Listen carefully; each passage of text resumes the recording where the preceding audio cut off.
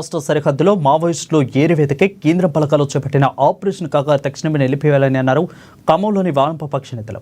2026 మార్చి 31 నాటికి దేశంలో మావోయిస్టులు లేకుండా చేస్తామని బీజేపీ కలలు కంటుందని, కమ్యూనిస్టులను అణిచివేయాలని సూచన అందరూ కాలకర్పంలో కలిసిపోయారని అన్నారు.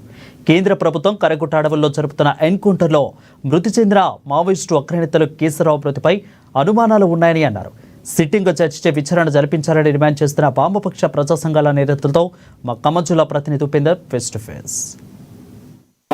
ఛత్తీస్గఢ్ రాష్ట్రం పచ్చని అడవుల్లో తూటాలతో మారుమోగుతూ ఉన్నాయి. మరోవైపున మావోయిస్టులు ఏరివేత లక్ష్యంగా కేంద్ర బలగాలు గత కొద్ది రోజులుగా ఎన్కౌంటర్ల పేరుతో మావోయిస్టులు ఏరివేస్తూ ఉన్నారు. తాజాగా తెలంగాణ ఛత్తీస్గఢ్ సరిహద్దులో ఉండే కర్రెగుట్టల్లో ఉన్నటువంటి ప్రాంతంలో నంబాల కేశవరావు అని చెప్పేసి మావోయిస్టు అగ్రనేతను అతి కిరాతకంగా కేంద్ర బలగాలు ఎన్కౌంటర్ చేసి అని చెప్పేసి కూడా మరోవైపున ఆరోపణలు వస్తున్న నేపథ్యంలో ప్రస్తుతం దీనిపై ఖమ్మం జిల్లా వ్యాప్తంగా ఉన్నటువంటి పౌర సమాజంతో పాటు వివిధ వామపక్ష పార్టీలు తీవ్రంగా ఖండిస్తూ ఈరోజు కీలకమైనటువంటి ప్రోగ్రాం తీసుకొని సిద్ధమయ్యారు. అసలు ఈ నంబాల కేశవరావు ఎన్కౌంటర్కి సంబంధించిన మీద ఖమ్మం జిల్లా రాజకీయ పార్టీలు ఏం స్పందిస్తాయో తెలుసుకుందాం. సార్ చెప్పండి, నంబాల కేశవరావు అనే చెప్పి మావోయిస్ట్ అగ్రనేతని ఎన్కౌంటర్ చేసిన నేపథ్యం పట్ల సిపిఎం పార్టీకి మీరేం చెప్తారు?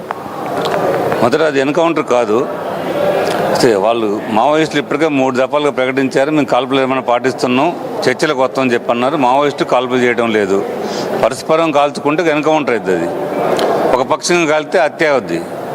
ఇది నిన్న జరిగిన ఘటన మొత్తం కూడా అది ఎన్కౌంటర్ కాదు, పోలీసులే నిర్దాక్షిణ్యంగా వాళ్ళని కాల్చి చంపారు.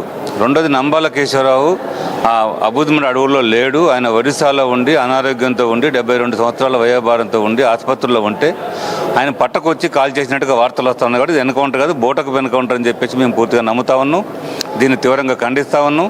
దీనిపైన సుప్రీంకోర్టు జడ్జి చేత విచారణ జరిపించాలని చెప్పి డిమాండ్ చేస్తూ ఉన్నాం. ప్రభుత్వం ఆపరేషన్ కాగారిని తక్షణం నిలిపివేసి మావోయిస్టులు కోరినట్టుగా శాంతి చర్చలు జరపాలని చెప్పి మేము డిమాండ్ చేస్తూ ఉన్నాం. ప్రభుత్వం ముందుకు రావాలని చెప్పేసి. అట్లాగే ప్రధానమంత్రి కూడా మొదటిసారి స్పందించాడు. ఎందుకు స్పందించిందంటే ఇలాంటి ఒక హత్యాకాండని ప్రోత్సహించేలాగా ఆయన అభినందనలు ఉన్నాయి. రెండోది ఏంటంటే ఇది ఎన్కౌంటర్ అంటే నమ్మరేమని చెప్పి భయం పట్టుకుంది ఆయన. కాబట్టి నమ్మించడం కోసం ప్రధానమంత్రి ఇవాళ అబద్ధాలు ఆడాల్సిన పరిస్థితి నడబడ్డట్టు దేవపడతా ఉంది. దీన్ని తీవ్రంగా ఖండిస్తూ ఉన్నాం.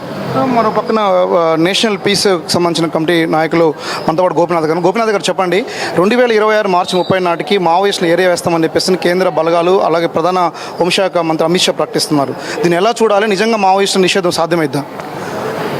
ప్రధానంగా ప్రపంచ చరిత్ర కానీ భారతదేశ చరిత్ర కానీ తీసుకున్నట్లయితే ఈ ధీరాలు తీసిన వాళ్ళంతా కూడా మట్టిలో కలిసిపోయారు.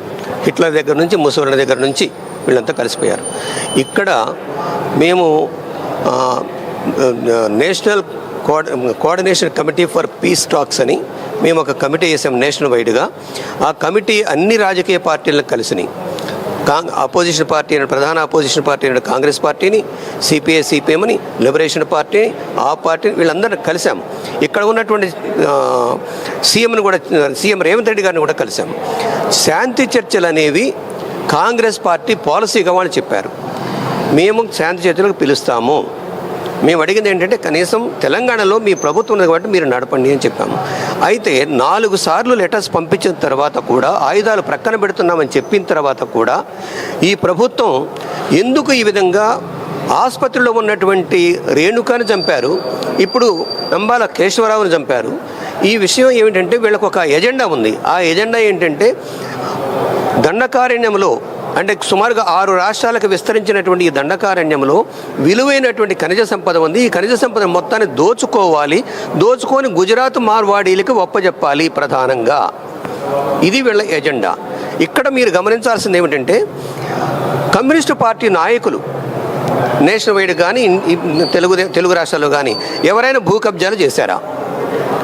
ఎవరు భూ కబ్జాలు చేశారు? రెండవది, వీళ్ళు ఎవరినైనా రేప్ చేశారా? మూడవది, వీళ్ళు శాంతి చర్చలకు వస్తాము. కమ్యూనిస్టులు శాంతి అంటేనే చాలా కమిటెడ్ శాంతి చర్చలు అవి, మామూలుగా మిగతా వాళ్ళకి.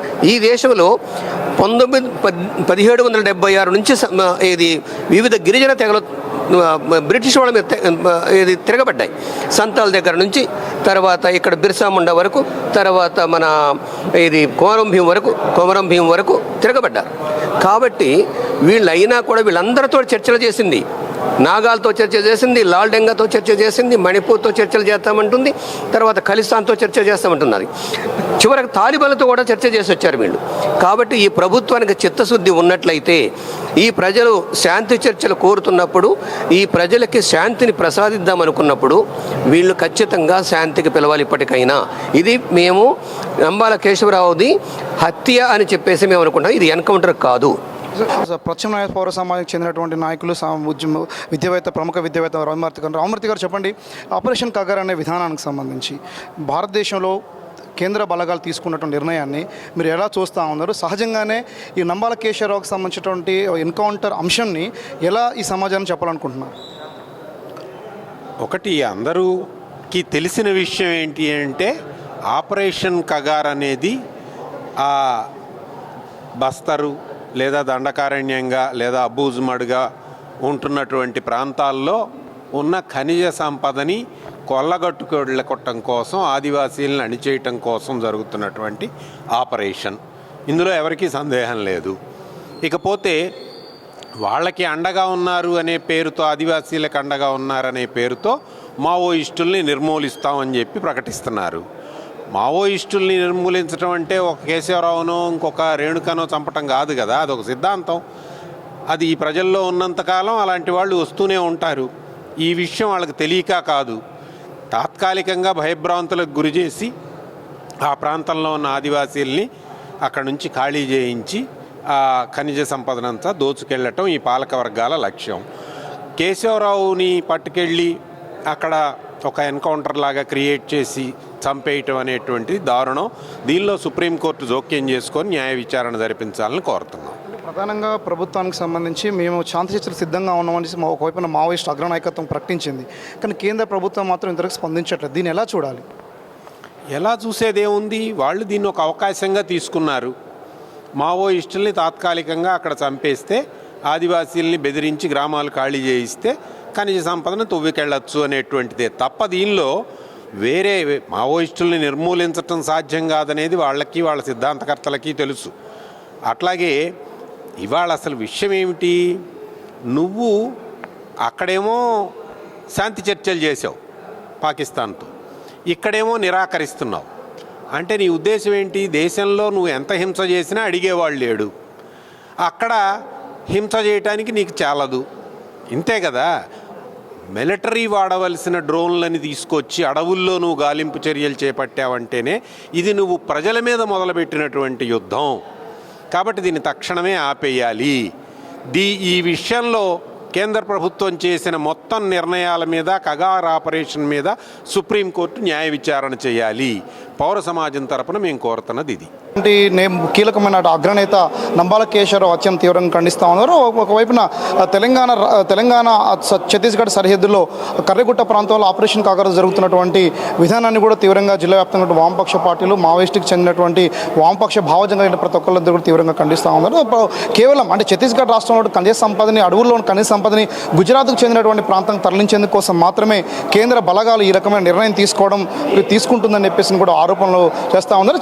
ఒడిశా ప్రాంతంలో ఉన్నటువంటి ఒక కీలకమైనటువంటి అగ్రనేతను తీసుకొచ్చి బూట్కప్ ఎన్కౌంటర్ చేసి ఎన్కౌంటర్గా చిత్రీకరించే ప్రయత్నం కూడా కేంద్ర బలగాలు చేస్తా ఉన్నాం, తీవ్రంగా ఖండిస్తా ఉన్నాం. మరోవైపు ఉన్నటువంటి శాంతి చర్చలకి మేము సిద్ధంగా ఉన్నామని చెప్పేసి ప్రకటించినా ఎందుకు కేంద్ర ప్రభుత్వం ముందుకు రావట్లేదు, సమాధానం చెప్పాలని చెప్పేసి డిమాండ్ చేస్తూ భవిష్యత్తులో అంటే ఈ రోజు నుంచి మొదలుకొని రేపు సాయంత్రానికి మొత్తం కూడా రాష్ట్ర వ్యాప్తంగా కూడా నిరసన కార్యక్రమాలు చేసేందుకోసం అవసరమైనటువంటి ప్రణాళిక రూపొందించి ముందుకు సాగుతామని చెప్పినటువంటి నేపథ్యం కనబడుతుంది. ఏదేమైనా సరే కేంద్రానికి సంబంధించినటువంటి కేంద్ర బలగాలు చేసిన ఆపరేషన్ కగార్ని ఖమ్మం జిల్లా వ్యాప్తంగా ఉన్నటువంటి వామపక్ష శ్రేణులు తీవ్రంగా ఖండిస్తున్న నేపథ్యం కూడా ఖమ్మం జిల్లాలో కనబడుతుంది. ఇది ఖమ్మంలో ఉన్నటువంటి తాజా పరిస్థితి. కెమెరా పర్సన్ నాగబాబుతో ఉపేందర్, ANN న్యూస్, ఖమ్మం నుండి.